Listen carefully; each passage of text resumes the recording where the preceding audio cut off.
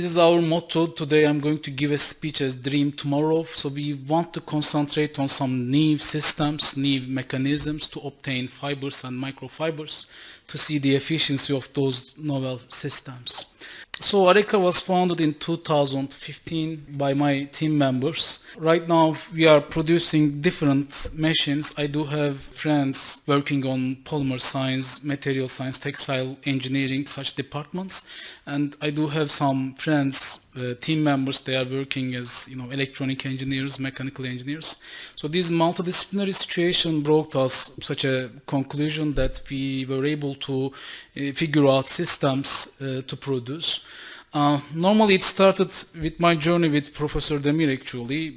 He selected me to work on melt electrospinning. Melt electrospinning is a kind of different system, but in 2005, 2006 it was so novel. There was no one else working on this idea. If you are using polymer melts, you are not going to be dependent on polymer solvents, these crazy polymer solvents.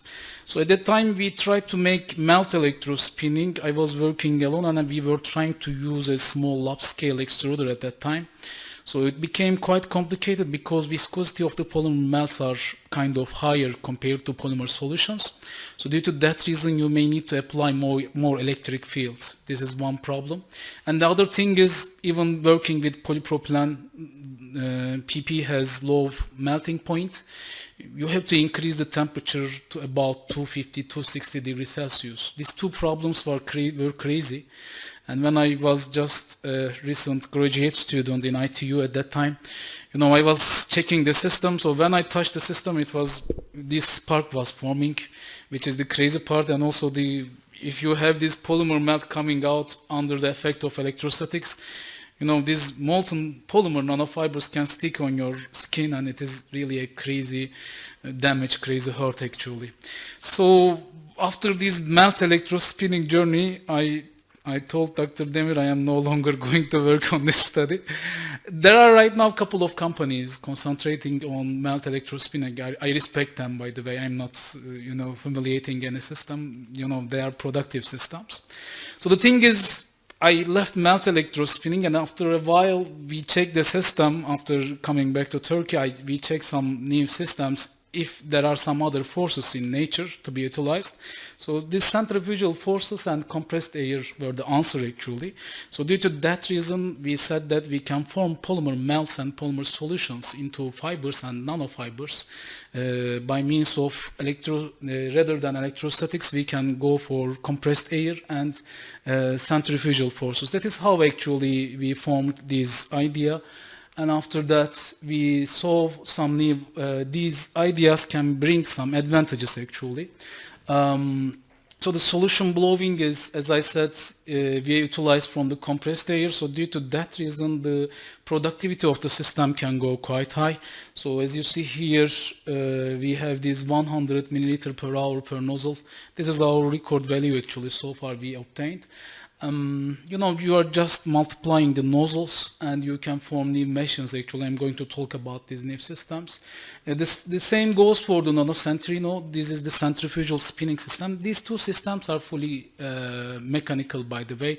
This is one of the reasons behind the larger productivity of the mechanical forces. So here are the systems, the big scale, the pilot scale we call it. We do have this roll-to-roll aerospinner as well. Currently, after the support of TÜBİTAK Turkish Academy of Science and Technology, we are going a 150 centimeter width fabrics, and we are able to produce multi-nozzle systems to go for large-scale production of aerospinners. Here I want to show you if this video works. I'm going to show you. Yesterday actually I showed you, many of you should see that.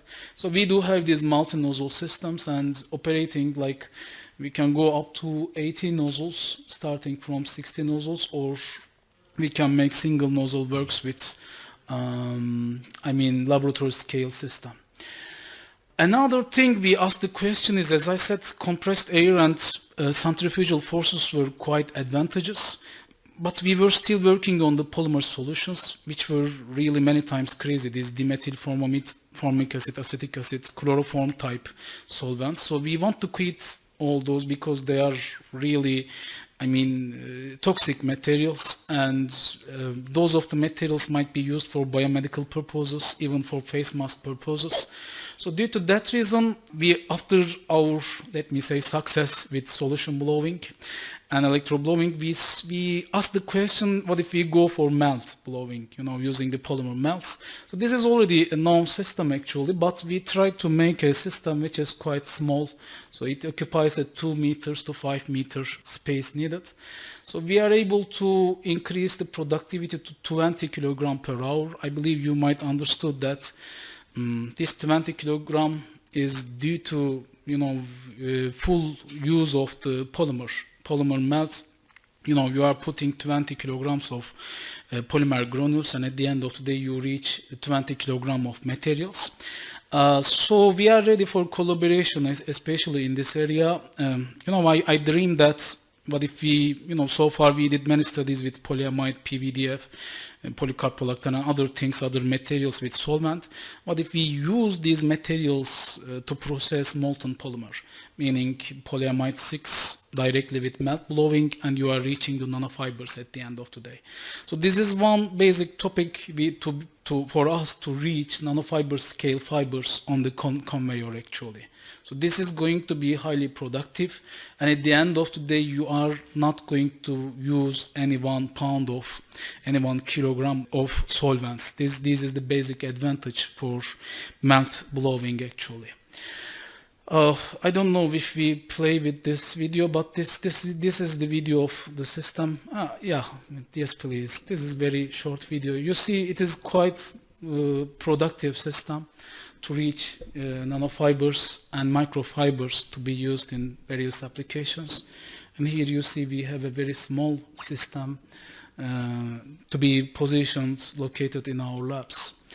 Another point, Areka, when we formed it, I'm generally, describing myself as the fiber engineer. We are working on fibers completely. So another topic we concentrated is on this wet spinning. This utilizes from also polymer solutions, unfortunately. So many of the polymers like aramides, gelatin, cellulose, carbon precursors like acrylic and polyacrylonitrile, these materials are produced by means of some kind of drawing. Here you see a small video that we are drawing the fibers here. So there are also some studies to produce bicomponent fibers using wet spinning system and to reach nanofibrous structures as well. The system is, as I said, one of the oldest in textile industry, textile technologies, but we are still looking for opportunities to go fibers from different materials and to go nanofibers using the wet spinning system. After doing wet spinning, we asked the same question again. The thing is, we are utilizing again from the polymer solutions. Why don't we go for the polymer melts? This study was supported by Istanbul Development Agency. So here the question is, we can go for the melt spinning as well. Melt spinning is quite different than the wet spinning. Here again we do have an extruder, and we are drawing the fibers by means of the drawing forces that we produce in the godets here, and also finally we are winding the fibers. So these are kind of becoming larger systems, and bigger systems in industry is still being used. I just want to introduce you this system because you might have some ideas. Imagine going PVDF fibers to be used for piezo applications, and these fibers might be woven later on, blah blah. So these are some ideas that we can produce together. So film casting is here also. Maybe you guys can ask me the question, what is relevancy with nanofibers and fibers? But film casting is also a fiber production system. What we do is we are splitting the fibers after producing these films. You might see these white PP bags to be used when we carry, floor sugar, some other things. So these are produced by means of these casted polymer films to be splitted into small fibers. So this is one method actually to produce electrostatic filters as well. So we do have film casting system also in our lab. We are ready to collaborate also to produce film structures and fibers from the split fiber applications. So we do have quite a number of collaborators, let me say, friends all around the world. And we want to collaborate with all of you. So thank you very much for paying attention to my presentation. Let's make the world great again.